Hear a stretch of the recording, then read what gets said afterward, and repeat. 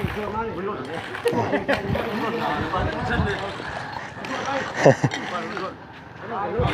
ื้อนี้หน่วยอย่างเนาะมามื้อนี้มากวดซอย32มื้อนี้เนาะบ่ได้มาซ้ำเนาะมามื้อใหม่อีกพอดีปลุกอยู่นี่เนาะเข้มคักดีนี่เนาะมันคือลาปลาเนาะเราบอกคือลาปลาเราอ่ะพี่น้องเอ้ยเอาก่อนเดี๋ยวสมทบน้ำเพลินก่อนหากระลงมาแต่เซปูนมาพ่อใกล้ชิฮอดหน้าบ้านเนี่ยเนาะ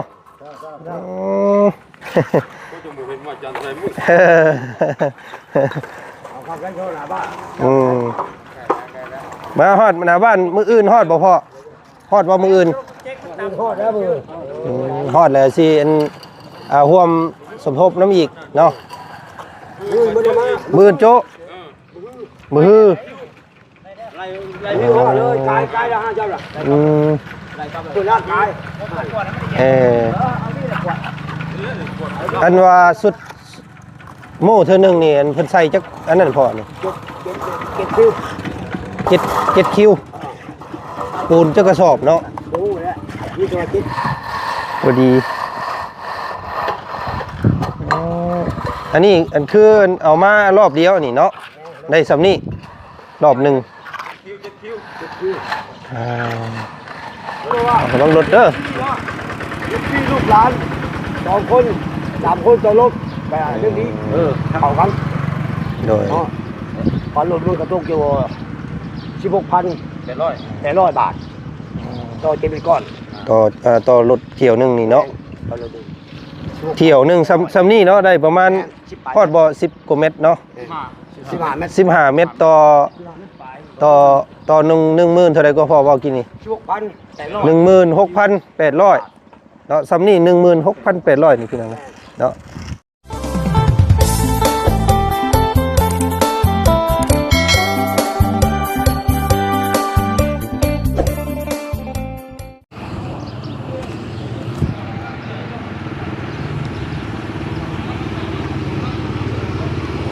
โธ่พี่น้องเลยมื้อนี้เปิดภาพมาบรรยากาศตอนเศร้าๆพ่อกับโธ่รถเมาบูนรถโม่บูนแบบพี่น้องเลยเนาะกำลังคุณควยกำลังกันใกล้สิฮอดหน้าบ้านของเบาจันแล้วอันนี้พี่น้องเลยเนาะเพิ่มแป๊บเดียวจากเพื่อนเบาแสนเนาะได้เวลา2-3 มื้อเกือบพอที่แล้วเด้อจับเด้อ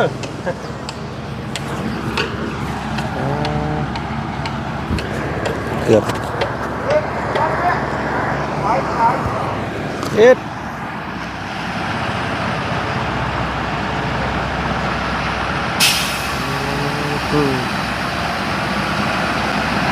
โอ้ครับเป็นนี่บดลเนี่ยนี่พี่น้องเลยเนาะบดลกะสิสำเร็จแล้วถ้าว่ามีงบมีทุนในการเฮ็ดทางว่าซั่นซะ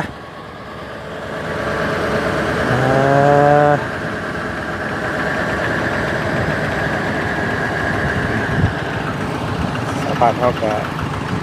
ดีใจพี่น้องเนาะได้สิได้ใกล้สิได้ทางงามเลยเนาะบัดนี้เนาะโอ้คักแล้วไม่ใช่ทางงามแล้ว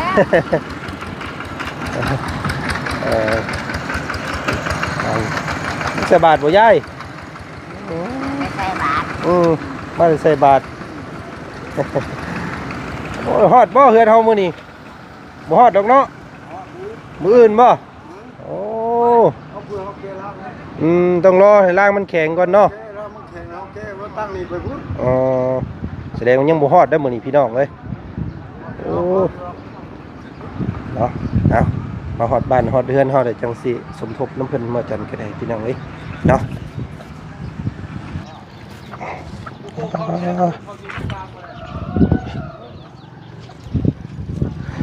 ไอ้สิฮอดเรือนห่านน้อยเฮาแล้วพี่น้องเอ้ยเนาะคาดว่าปีนี้คือสิ ได้อยู่เพิ่นเอาข้างเดียวก่อนเด้อพี่น้องเอ้ยเนาะเพิ่นเอาข้างเดียวก่อน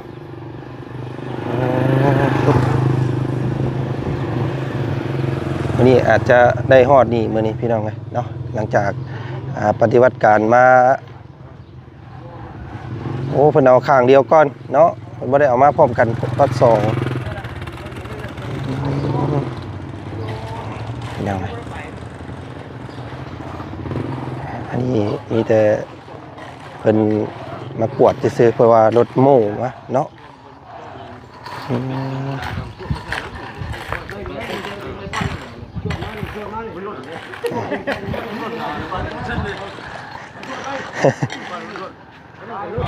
มื้อนี้หน่วยอย่างเนาะมามื้อนี้มากวดซอย32มื้อนี้เนาะ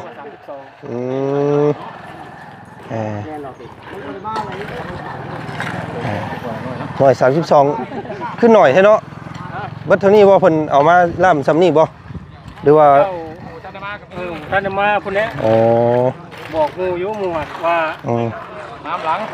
หลังส่วนไหนเพิ่นเบิดคิวอันเพิ่นโม่นี่ก็บ่ได้มาซ้ำเนาะมามือใหม่อีกพอดีปลัวอยู่นี่เนาะเข้มคักดีนี่เนาะมันคือลาบปลาเนาะเราบอกคือลาบปลาเราอ่ะพี่น้องเอ้ย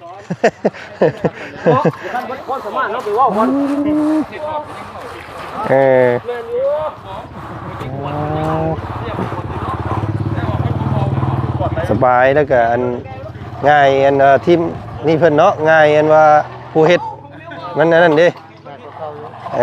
แต่เก่าโอ้ยพากันตัก2-3 มื้อยังบ่ได้เนาะอันนี้ถือว่าครับ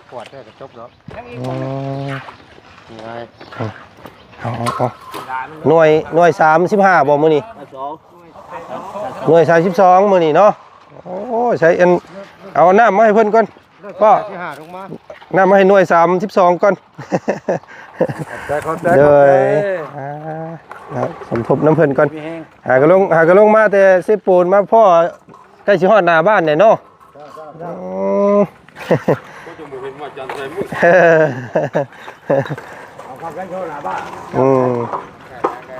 มาฮอดหน้าบ้านมื้ออื่นฮอดบ่พ่อฮอดบ่มื้ออื่นฮอดแล้วมื้อฮอดแล้วสิร่วมสมทบน้ำอีกเนาะมื้อโจ๊ะมื้อเลยกายละ5เจ้าล่ะตัวลาดกายอันว่าสุดโม่เธอหนึ่งนี่อันเพิ่นใส่จักอันนั้นพอนี่7 คิวปูนจักกระสอบเนาะโอ้ยนี่ตัว7 คิวอ๋อเศร้าหายอ๋อ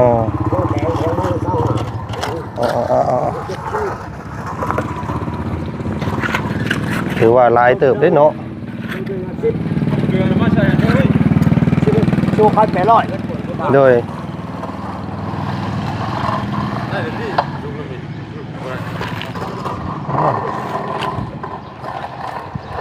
พอดีเอาตัวเนาะพอดีอัน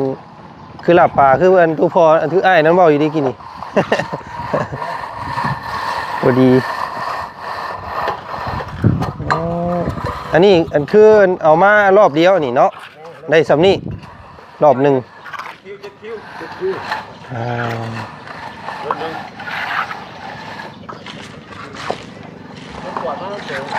อีกรถหนึ่งแมนฮอดพุ่น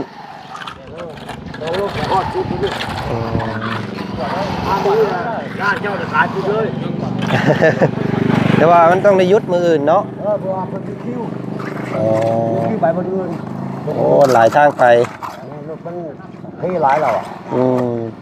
กับประกอบกับล่างเขาเนี่ยเนาะล่างเขาเพื่อมันแข็งเพื่อแกะอีกหมอล่างนี่แกะได้สบายผู้พี่น้องจักมือเลยพ่อเฮ็ดมาฮอดดี4 มื้อได้ซ้ำนี่เนาะ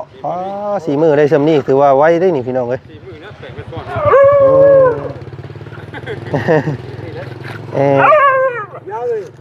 อันปูนโตนหนึ่งจักล้านพอเดียวนี่คนใส่ปูนแดงได้เนาะ จะว่าเอา ตัวหนึ่งต่อคิวหนึ่ง ตัวนึงคิวนึง โตน 2,400 อ๋อ ล้านบาท โตนต่อคิวอันนี้7คิวบ่ 7คิว7ตูน โอ้ใส่รถมารอบหนึงนี่7โตนเนาะอืม ได้อยู่15 เมตรไป 7โตน7คิวโตนละคิว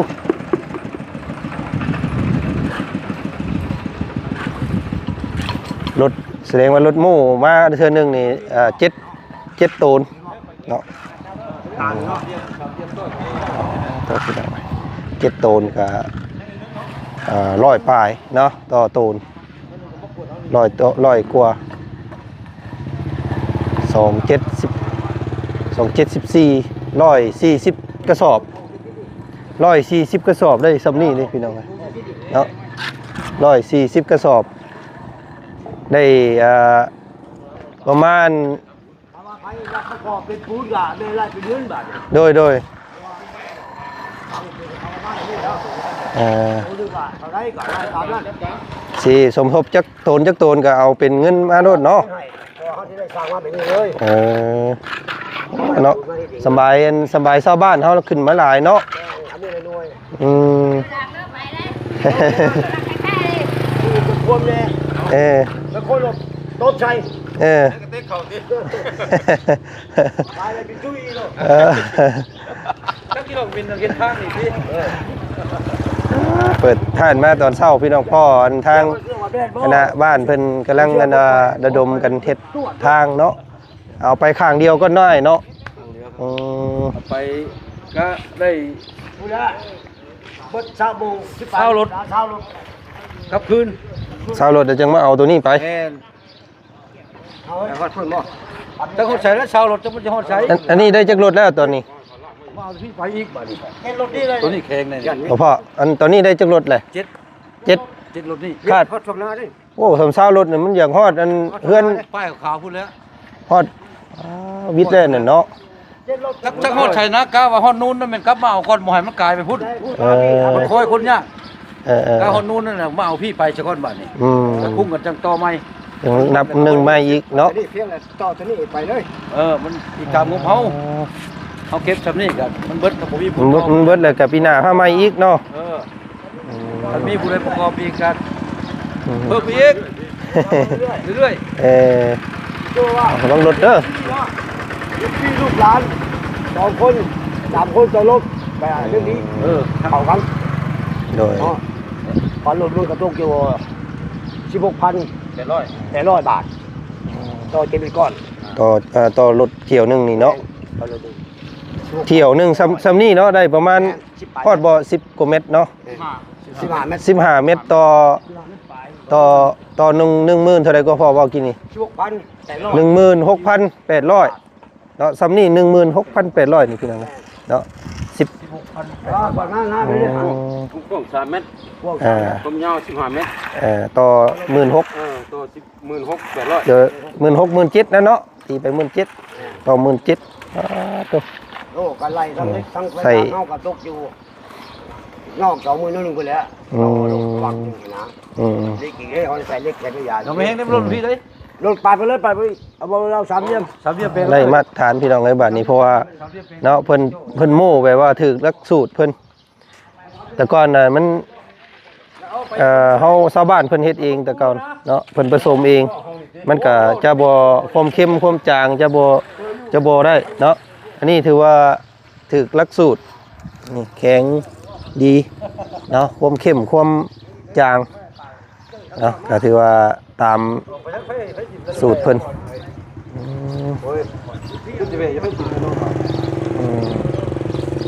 น้ำไหลโป่ง เอาเดี๋ยวกาว่าฮอดอันอาหารเดี๋ยวทางเบาจันทร์ก็สิร่วมน้ำเพิ่นอยู่เดี๋ยวรุ่นเบิ่งน้ำกันพี่น้องเลยว่าสิเท่าใดเนาะตามกำลังและเบาจันทร์ก็ซอยกันเพื่อบ้านเฮาเนาะถือว่าเกิดมาโชคดีเติบได้นี่พี่น้องเอ้ยมาถึกช่วงเพิ่นปฏิวัติถนนหนทางเนาะเป็นที่จะลึกให้อันลูกหลานบ้านเฮาเนาะ ก็ถือว่า เป็นบ้านเฮาก็หลายคนอยู่เด้ แม่นก็ ร่วมกัน ถือว่าโชคดีได้เกิดมายุคนี้พี่น้องเอ้ยเท่าใดปีได้เท่าใดเส้นคนได้ยังบ่เคยมีแบบนี้จักเทื่อเนาะมียุคนี้แหละพี่น้องปี2020 2026เนาะ25 26บ่จิตเนาะบ่จิตมาแน่อันนี้พ่อบ่จิตบ่โอ้หน่วย32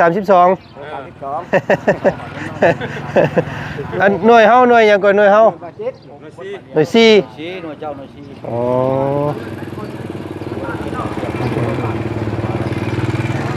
บ่จิตบ่แสนผ่านมาแล้วเนาะเฮือนเราเนาะเอารอบนี้เอาอันM100ก่อนไอ้อันหน่วย32เพิ่นพี่น้องเอ้ย หน่วย3อันหน่วย32บ่หลายเนาะ บ่หลายได้ โอ้แม่นค่ากล มันบ่มาเบิดคูหลังคา ค่ากลมันเบิดเนาะ บุญหันจะคนเมาเหล้าหลายจะคนยังนอน อืม เอาดอกเอาด้วย30มาก่อน ยกเอา บ้านแล้วก็บ่หลายคือเก่าเนาะ เอาเพิ่นเพิ่นแล้วตามก่อน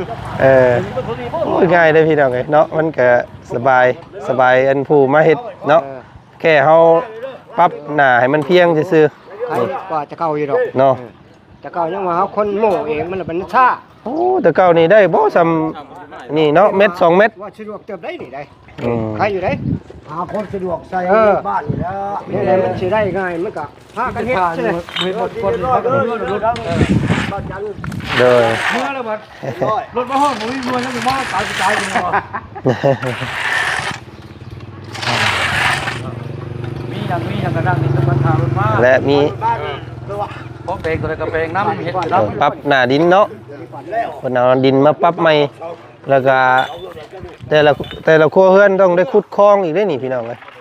คลองตามขวางมันเนาะ พูดกับพ่อใหญ่ลูกกาวเทคมามันสูงเต้าที่มหาเส้นที่เราเป็นคลองอย่างนั้นเนี่ย อืม ที่นี่นะเริ่มตีนั่นคลองน่ะ น้ำมาแล้วมันก็ไปมันดอกเนาะ กาวเทคมันสูงชั้นนี้เลยดิถูกลื่นตัวนี้ อันนี้อันความสูงความหนานี่ 15 หนา15เซน หนา15 เซน15 เซนเสมอเลย ถือว่าเหมือนรับน้ำหนักนี่จักโตนพอแบบว่าเฮามีกฎเกณฑ์แบบว่าห้ามชาวบ้านเกหันเกนี่นักกว่าหันบ่ นักนี่ถ้าว่าลูกทำบ้านเฮานี่ค่า30ตัวลงมาได้ 30โตนลงได้เนาะ เพราะว่ามันได้มันโดดนี่ดิแต่ว่ามันโดดมันการละ30ตัวนี่ได้30ตัวลง ได้หรือเปล่า อ๋อ ได้ แต่สามารถรับน้ำหนักได้30โตนลงเนาะยัน แกซ่าแกเล็กแกปูนปีนี่ได้สบาย อืม คือปัญหาหรอก อันแบบว่ามีข้อห้ามหยังแน่พ่อแบบบ่ให้ชาวบ้านใช้หยังแน่มันจังมันเฮ็ดให้ทำลายทางแบบนี้หั่นนะ แบบบ่ให้รถไถตีเล็ก อืม เนาะสิ่งที่ว่าเล็กเดี๋ยวบ่ให้ขึ้น อืม แต่ว่ารถไถใส่ตีเล็กกันนะ อืม บ่อยากขึ้นไปใต้เพราะว่ามันสิขวัดเด้ โดย มันขวัดแล้วมันเป็นพ่อพญาน้ำแล้วมันสิ มันรถ ร่องอย่างนั้นมันสิเป็นขี้ไข่อย่างนั้นแหละคือสิเป็นพาหันพาหมื่น พาให้เป็น ครับ เป็นหลุมเนาะ ดินเฮามันสิแตก ห้ามรถไถตีนเล็กห้ามของแข็งเนาะ ของแข็ง ผู้ใด รถไถนะใส่ตีเล็กไตแล้วบ่ให้ไป โดยห้าม หาม ห้ามจกห้ามเสียมขุดและเนาะ ถ้ามันได้เป็น2-3ทิศขึ้นเมื่อแล้ว อืม แล่นได้รุ่นหนักค่า30ตัวลงมาเลยบ่มีปัญหา โดยคิดเบิ่งหากระเฮ็ดมานี่ก็เบิดโอ้เป็นสิเข้าแสนบาทได้นี่พี่น้องเอ้ย เนาะ เนาะ บาทแล้วเนี่ย โตเนาะถือว่าทางไปตรงนี่ถือว่าใช้เงินหลายสมควรเนาะอืม เอาแบบนี้ลองเบิ่ง อ่า กันใส่งามไว้มันยังปันส่วนเฮ็ดกับตัวนี้อันใดมันสิสิกัน มันตัวใดมันสิใช้นั่นง่ายกว่ากันเนาะ ค่าตัวนี้ไปหาชุดนะ อย่าง แสนนี่ก็นี่116,000 บาท117,600 บาทเลยนี่ได้ช่วง86นี่ คันไรก็ตัวนี้ก็เป็นนะ โอ้บ่แสนกว่าเลยเนาะหากะ แสน ยังบ่ฮอดอันนั้นบ่ฮอด100 เมตรซ้ำนี่พี่น้องเอ้ย ฮอดแล้ว ฮอดแล้วบ่ พอแล้ว ร้อยปลายแล้ว บ่ไปแม่นแล้ว ตั้งแต่อันเริ่มเฮือนบ่อแสนมานี่เนาะ พูดว่าคนย่างคุณ เออ ผู้ใดว่าคนย่างผู้ใด 19 เมตรร้อยปลายนั่นนี่ โดย คนย่างผู้ใดมาน่ะ เพิ่น ผ้ากระบอกแสนใจได้ลาย เ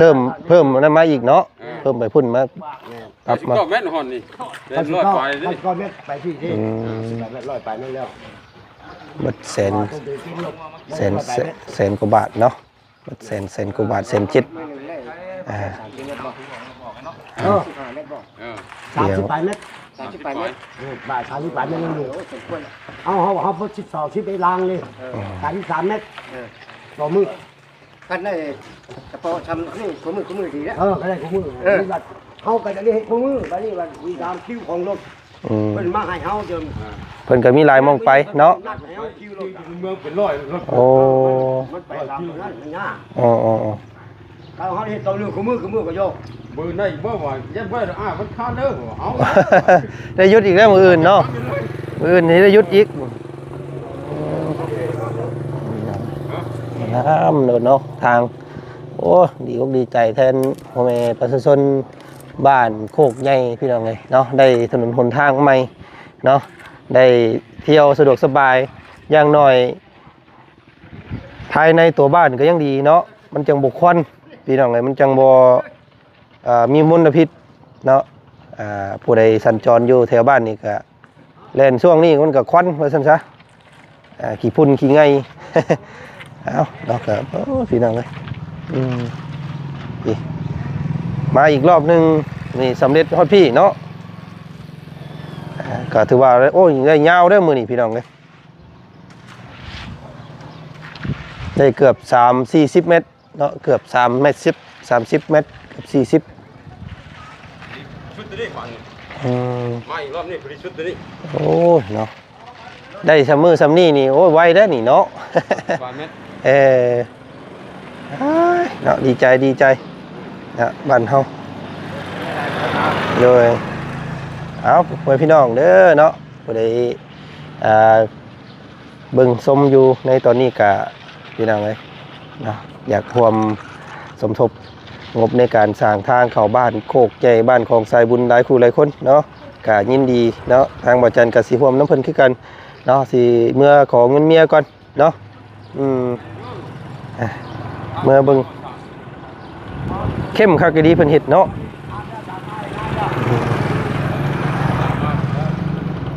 ก็ปักมาแล้วจัดเนาะทำถูกเว้ย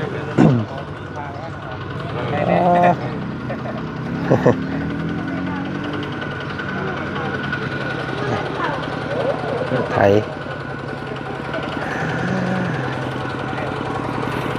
เอาทางบ่จันเมื่อขอเงินเมียก่อนเด้อเมื่อขอเงินเมียก่อนจักสิได้เท่าไหร่ละ ขอเงินเมียก่อนเบิกเงินเมียก่อน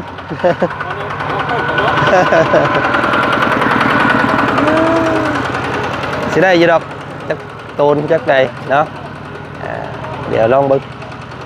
ครับมันบ่จันก็สิเฮ็ดบุญเฮ็ดศีลนำพ่อแน่มื้อวันที่28นี้พี่น้องเอ้ย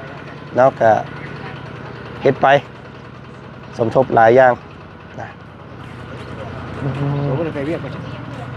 หากะมาพ่อหากะมาแต่เวียกแต่นั้นให้อยู่เฮือนก่อนจักมื้อ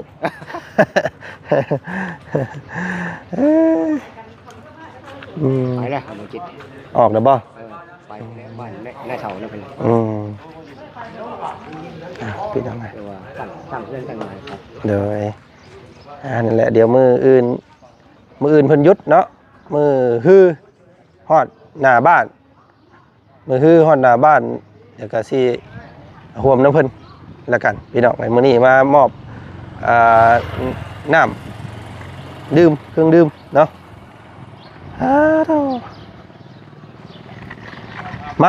มาเฮ็ดเวียกนี่เพิ่น